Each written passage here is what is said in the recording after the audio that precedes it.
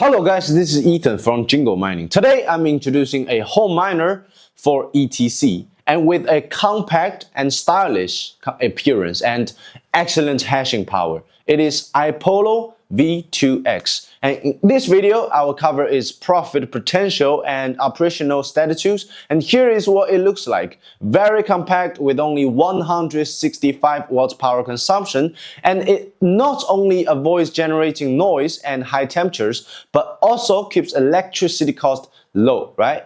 But despite its low power, its hashing power is not low, reaching 1.2 gigahash, which is significantly anyway, it's very efficient for long-term operation without incurring a loss, right? Let's now see how I configured this machine first.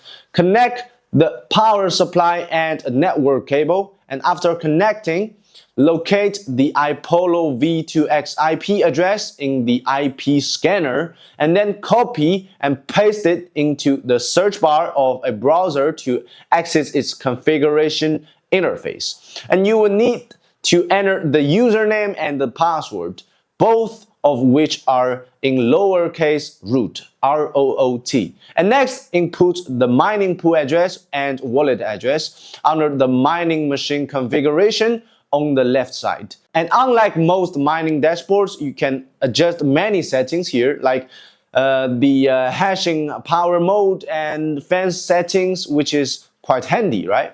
So once configured, click save and wait about 60 seconds for it to start working. And once it starts running, the machine's display shows lots of information, which is very convenient for both home or professional mining. So, right? Anyway, you can see real-time hash rate and the temperature and fan speed and the time.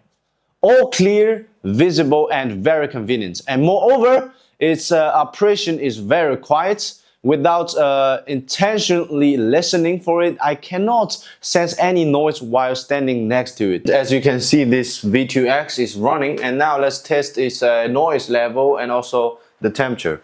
It's really nothing. I cannot hear anything or feel anything. So let's do the noise first. I'm gonna about 1 meter away and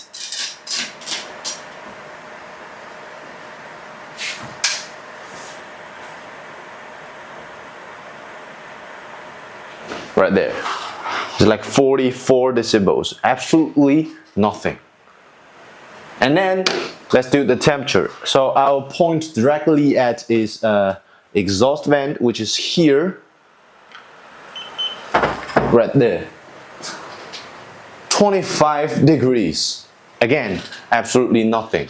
And now actually I'm gonna see at what exact high temperature this iPollo V2X will off or dropping, throttling. So I will put it in this big heater, which is there, and here it shows the temperature inside. And all we need to do is just focus on the dashboard to see when it's going to be dropping or off.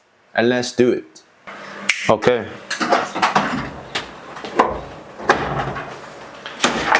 Okay, and here it shows the temperature inside, So in that case, then you know you should control your ambient temperature at what kind of level.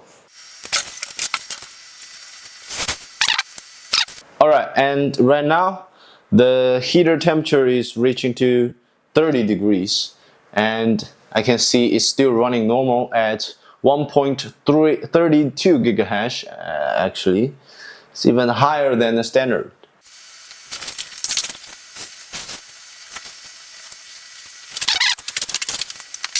Alright, I can see it's a little bit dropping, but I don't know if it's real dropping or not.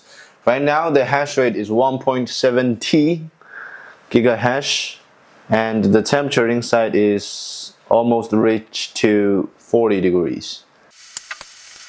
Okay, now it's 40 degrees inside, and I can obviously see the fan speed is coming up, which is reaching to 3000 RPM. At normal condition, I think it was like 2500 RPM something. Oh, it wasn't a dropping. So now you see the hash rate is again 1.3 gigahash at the ambient temperature of 45 degrees. It's pretty crazy. And I think in most of the regions, even in summer, in the hottest day of a year, it's not easy to reach like temperature like this, right? Alright, you see now the temperature is already 50 degrees inside. Oh, I see the hash rate is dropping. The hash rate is dropping at 50 degrees. And I can see the crazy fan speed, which is 3,700 RPM right now.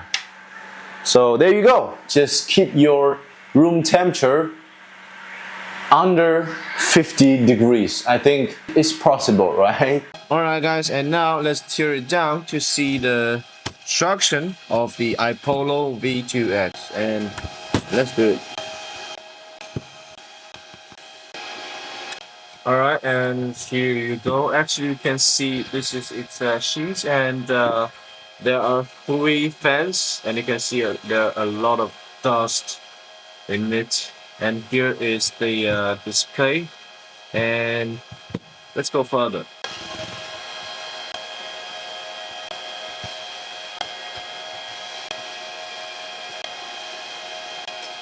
The heat sinks, it will be the hashboard, and there are a lot of powerful and tiny chips lying there, you know, to do the hashing job.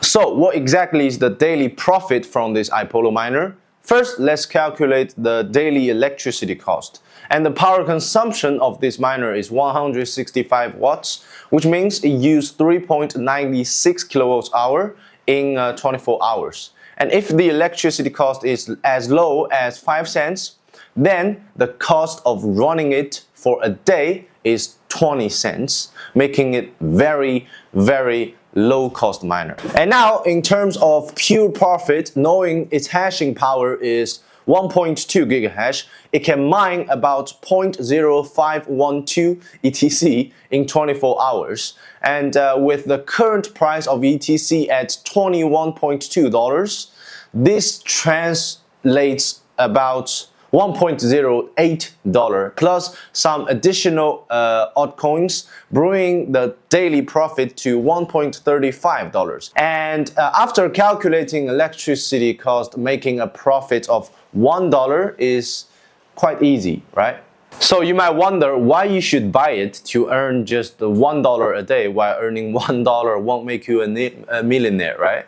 But it's definitely a good opportunity to save, to store some ETC, and you don't have to sell them right away, and the price of ETC might still going up, right? And also it's important to note that many older mining machines now incur higher electricity costs than the earnings. So having an iPollo machine at home which doesn't affect your daily life and runs at almost zero operational cost can still generate profit for you. Why not take advantage of this, right? And if you are interested, you can contact us or visit our official website, jingomining.com. We offer even cheaper price than the official website on iPollo, because we are a leading and global distributor in this industry. And that's it for the video today. So if you're interested, please know where you're going, and I'm Ethan. I'll see you next time.